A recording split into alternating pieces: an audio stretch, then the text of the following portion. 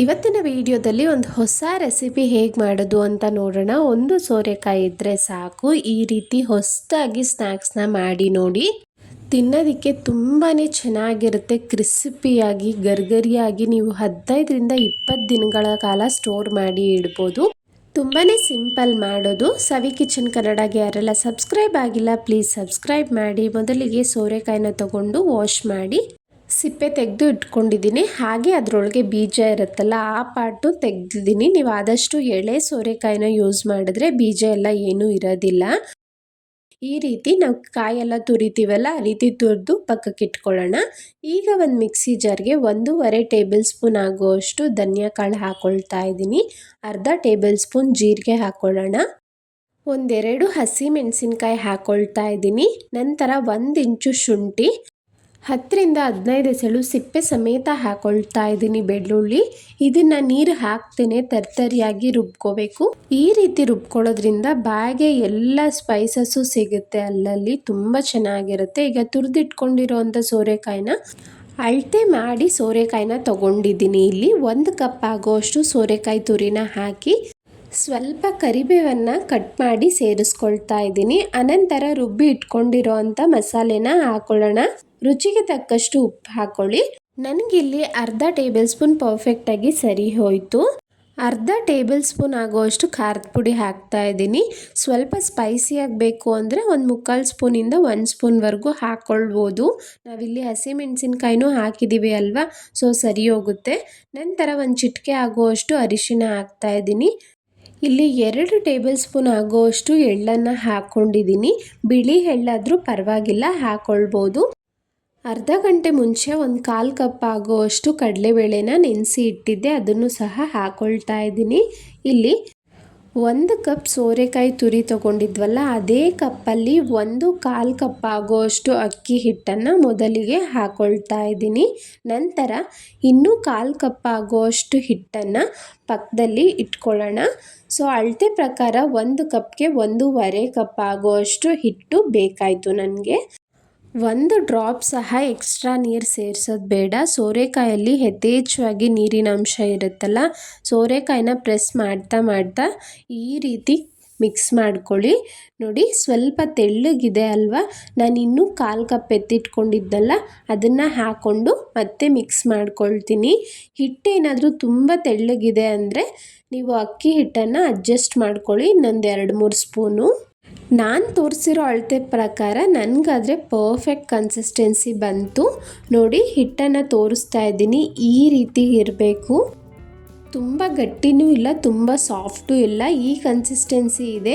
ಸ್ವಲ್ಪ ಕೈಗೆ ಎಣ್ಣೆ ಅಪ್ಲೈ ಮಾಡಿಕೊಂಡು ಒಂದು ಉಂಡೆ ತಗೊಳ್ತಾ ಇದ್ದೀನಿ. ಕೈಯಿಂದ ಎಷ್ಟು ತೆಳ್ಳಗೆ ತಟ್ಟಿದ್ರೂ ನಿಮಗೆ ಪೇಪರ್ ಥರ ಬರುತ್ತೆ, ಎಲ್ಲೂ ಕಿತ್ತೋಗೋದಿಲ್ಲ. ಈ ಕನ್ಸಿಸ್ಟೆನ್ಸಿ ಬಂದರೆ ಪರ್ಫೆಕ್ಟಾಗಿ ಗರ್ಗರಿಯಾಗಿ ಬರುತ್ತೆ ಅಂತ ಅರ್ಥ. ನೋಡಿ ಎಲ್ಲವನ್ನು ಒಂದೇ ಸಲ ಒಂದೇ ಸೈಜಲ್ಲಿ ಉಂಡೆ ಮಾಡಿ ಇಟ್ಕೊಬಿಟ್ರೆ ತುಂಬ ಈಸಿ ಆಗುತ್ತೆ. ಅದು ಆರೋಗಬಾರ್ದು. ತೇವದ ಬಟ್ಟೆ ಹಾಕಿ ಮೇಲೆ ಅಥವಾ ಒಂದು ಪ್ಲೇಟ್ ಮುಚ್ಚಿಡಿ. ಈಗ ಒಂದು ಪ್ಲಾಸ್ಟಿಕ್ ಕವರ್ ಅಥವಾ ಬೇಕಿಂಗ್ ಪೇಪರ್ ಯಾವುದಾದ್ರೂ ತೊಗೊಂಡು ಎಣ್ಣೆನ ಅಪ್ಲೈ ಮಾಡಿ. ನೋಡಿ ಒಂದು ಉಂಡೆ ತೊಗೊಂಡು ಈ ರೀತಿ ತೆಳ್ಳಗೆ ತಟ್ಕೋಬೇಕು. ಕೈಯಿಂದನೇ ಈಸಿಯಾಗಿ ಸ್ಪ್ರೆಡ್ ಮಾಡ್ಬೋದು, ಎಲ್ಲೂ ಕಿತ್ತೋಗೋದಿಲ್ಲ. ಮಧ್ಯೆ ಎಲ್ಲ ಚೆನ್ನಾಗಿ ಬೇಯಲಿ ಅಂತ ಒಂದು ಸಣ್ಣ ಹೋಲ್ ಮಾಡ್ತಾ ಇದ್ದೀನಿ. ನೀವು ನೋಡ್ಬೋದು ಎಷ್ಟು ತೆಳ್ಳಗಿದೆ ಅಂತ. ಈ ರೀತಿ ಮಾಡಿದ್ರೆ ನಮಗೆ ಗರ್ಗರಿಯಾಗಿ ತುಂಬ ದಿನಗಳ ಕಾಲ ಸ್ಟೋರ್ ಮಾಡ್ಕೋಬೋದು ಅಂತ. ದಪ್ಪ ಇದ್ದರೆ ಬೇಗ ಮೆತ್ತಗಾಗ್ಬಿಡುತ್ತೆ. ಕೈಯಲ್ಲಿ ತಟ್ಟೋದು ಕಷ್ಟ ಅಂದರೆ ಈ ಮೆಥಡ್ನ ಫಾಲೋ ಮಾಡಿ. ಫ್ಲ್ಯಾಟಾಗಿರೋ ಬಾಕ್ಸು ಅಥವಾ ಗ್ಲಾಸ್ ತೊಗೊಂಡು ಪ್ರೆಸ್ ಮಾಡಿದ್ರೆ ನಿಮ್ಗೆ ಈ ರೀತಿ ಬಂದ್ಬಿಡುತ್ತೆ. ಮಧ್ಯೆ ಒಂದು ಹೋಲ್ ಮಾಡಿಕೊಂಡು ಇದು ನೋಡಿ ಎಷ್ಟು ತೆಳ್ಳಗಿದೆ ಅಂತ. ಈ ರೀತಿ ಒಂದು 4-5 ರೆಡಿ ಮಾಡ್ಕೊಳ್ಳಿ. ಇಲ್ಲಿ ಎಣ್ಣೆನ ಮೀಡಿಯಮ್ ಆಗಿ ಕಾಯೋದಕ್ಕೆ ಇಟ್ಟಿದ್ದೆ. ಮೀಡಿಯಮ್ ಫ್ಲೇಮಲ್ಲೇ ನಿಧಾನಕ್ಕೆ ಇದನ್ನು ಕರಿಬೇಕು. ಒಂದೇ ಸಲ ಎಲ್ಲವನ್ನು ಬಿಡಬಾರ್ದು. ಈ ನಿಪ್ಪಟ್ಟೆಲ್ಲ ಹೇಗೆ ಮಾಡ್ತೀವೋ ಹಾಗೆ ಮಾಡ್ಕೋಬೇಕಾಗುತ್ತೆ. ಒಂದು ಮೇಲೆ ಬಂದ ನಂತರ ಇನ್ನೊಂದನ್ನು ಬಿಡ್ತಾ ಇದ್ದೀನಿ ನೋಡಿ. ಹಾಗೆ ಇದು ತುಂಬ ತೆಳ್ಳಗಿರೋದ್ರಿಂದ ಸ್ವಲ್ಪ ಕ್ರಿಸ್ಪಿ ಆಗಲಿ. 1 ನಿಮಿಷ ಏನೂ ಟಚ್ ಮಾಡೋಕ್ಕೆ ಹೋಗಬೇಡಿ. ಒಂದು ಸ್ವಲ್ಪ ಬಣ್ಣ ಬರುತ್ತೆ ಅಲ್ಲ, ಆನಂತರ ನೀವು ಇನ್ನೊಂದು ಸೈಡ್ ಟರ್ನ್ ಮಾಡಿಕೊಂಡು ಬೇಯಿಸ್ಕೋಬೋದು. ಸ್ಟವ್ನ ಮೀಡಿಯಮ್ ಫ್ಲೇಮಲ್ಲೇ ಇಟ್ಕೊಳ್ಳಿ. ನಿಧಾನಕ್ಕೆ ಎರಡೂ ಕಡೆನೂ ಒಳ್ಳೆ ಗೋಲ್ಡನ್ ಬ್ರೌನ್ ಬರೋವರೆಗೂ ಫ್ರೈ ಮಾಡ್ಕೋಬೇಕಾಗುತ್ತೆ. ಎಷ್ಟು ನಿಧಾನಕ್ಕೆ ಫ್ರೈ ಮಾಡ್ತೀವೋ ಅಷ್ಟು ಹೆಚ್ಚು ದಿನಗಳ ಕಾಲ ಸ್ಟೋರ್ ಮಾಡ್ಬೋದು, ಹಾಗೆ ತುಂಬ ಗರಿಗರಿಯಾಗಿ ಬರುತ್ತೆ.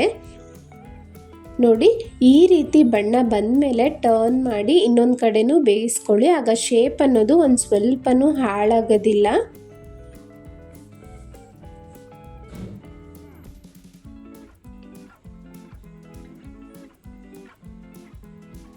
ನಾವು ತೆಳ್ಳಗೆ ತಟ್ಟೋದ್ರಿಂದ 15-20 ದಿನಗಳ ಕಾಲ ಸ್ಟೋರ್ ಮಾಡ್ಬೋದು. ದಪ್ಪ ಇದ್ದರೆ ನೀವು ಎಣ್ಣೆಗೆ ಹಾಕಿ ತೆಗೆದಾಗ ಗರ್ಗರಿಯಾಗಿರ್ಬೋದು, ಆಮೇಲೆ ಬರ್ತಾ ಬರ್ತಾ ಮೆತ್ತಗಾಗ್ಬಿಡುತ್ತೆ. ಅದಕ್ಕೋಸ್ಕರ ತೆಳ್ಳಗೆ ತಟ್ಕೋಬೇಕು. ಹಾಗೆ ಹಿಟ್ಟಿನ ಹದ ಕೂಡ ಪರ್ಫೆಕ್ಟಾಗಿದ್ದರೆ ನಾನು ಹೇಳ್ದಾಗೆ ತುಂಬ ದಿನಗಳ ಕಾಲ ಸ್ಟೋರ್ ಮಾಡ್ಬೋದು. ನೋಡಿ, ಎರಡೂ ಕಡೆ ಒಳ್ಳೆ ಬಣ್ಣ ಬಂದ ತಕ್ಷಣ ನಾನು ಒಂದೊಂದನ್ನೇ ತೆಗೆದಿಡಿ. ತುಂಬ ಕ್ರಿಸ್ಪಿಯಾಗಿ, ಟೇಸ್ಟ್ ಅಂತೂ ತುಂಬ ಚೆನ್ನಾಗಿತ್ತು. ಖಂಡಿತ ಒಂದ್ಸಲ ಟ್ರೈ ಮಾಡಿ. ತಿನ್ನಬೇಕಾದ್ರೆ ಪ್ರತಿಯೊಂದು ಫ್ಲೇವರು ಎನ್ಹಾನ್ಸ್ ಆಗುತ್ತೆ. ನಿಪ್ಪಟ್ಟಿಗಿನ್ನ ತುಂಬ ಚೆನ್ನಾಗಿರುತ್ತೆ ಅಂತ ಹೇಳ್ಬೋದು. ಎಣ್ಣೆಯಿಂದ ತೆಗೆದು ಸ್ವಲ್ಪ ಆರುತ್ತಲ್ಲ, ಆಮೇಲೆ ಏರ್ ಟೈಟ್ ಕಂಟೈನರ್ಗೆ ಹಾಕಿಟ್ಕೊಂಡ್ರೆ ನಿಮಗೆ ಮೆತ್ತಗಾಗಲ್ಲ. ಗರ್ಗರಿಯಾಗಿಯೇ 10-15 ದಿನಗಳ ಕಾಲ ಇರುತ್ತೆ. ಇದೇ ರೀತಿ ಹಲವಾರು ಯುನಿಕ್ ರೆಸಿಪೀಸ್ಗಾಗಿ ಸವಿ ಕಿಚನ್ ಕನ್ನಡನ ಪ್ಲೀಸ್ ಸಬ್ಸ್ಕ್ರೈಬ್ ಮಾಡಿ. ಈ ವಿಡಿಯೋ ಇಷ್ಟ ಆಯಿತು ಅಂದ್ಕೊಳ್ತೀನಿ. ಲೈಕ್ ಮಾಡಿ, ನಿಮ್ಮ ಫ್ಯಾಮಿಲಿ ಫ್ರೆಂಡ್ಸ್ ಜೊತೆ ಶೇರ್ ಮಾಡಿ. ಹಾಗೆ ನಿಮ್ಗೆ ಹೇಗೆ ಬಂತು ಅಂತ ಕಮೆಂಟ್ ಮಾಡೋದನ್ನು ಮರಿಬೇಡಿ. Thank you so much.